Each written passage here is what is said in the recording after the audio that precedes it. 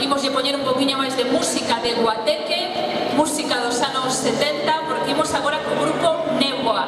Son 5 membros. Empezaron máis ou menos no ano 1974, pero claro, como moitos dos grupos desta época, deixárono, volveron.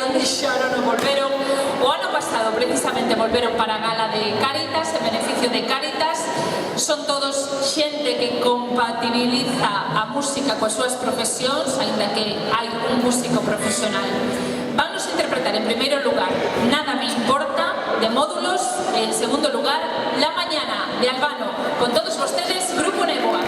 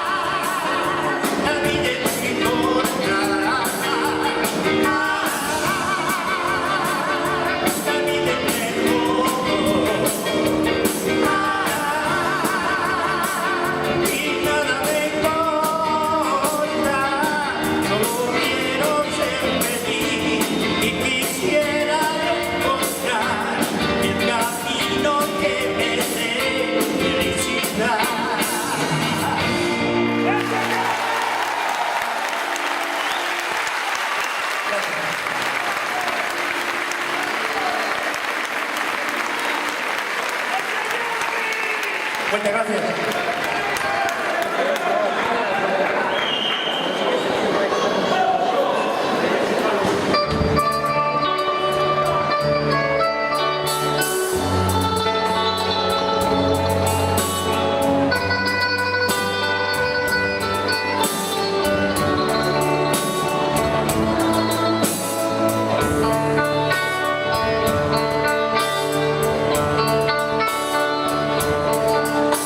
La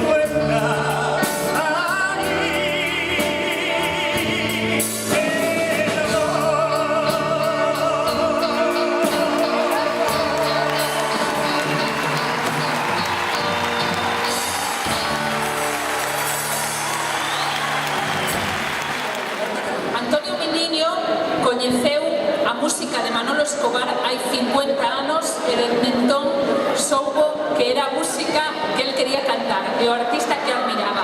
Seguiuno durante todo este tempo, chegouno a coñecer, foi o seu...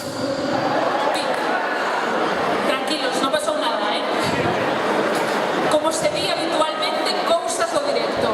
En un momentiño, Antonio Miniño vai nos cantar dous temas de Manolo Escobar, España Cañí, e a continuación, Porón Pompera. Un aplauso.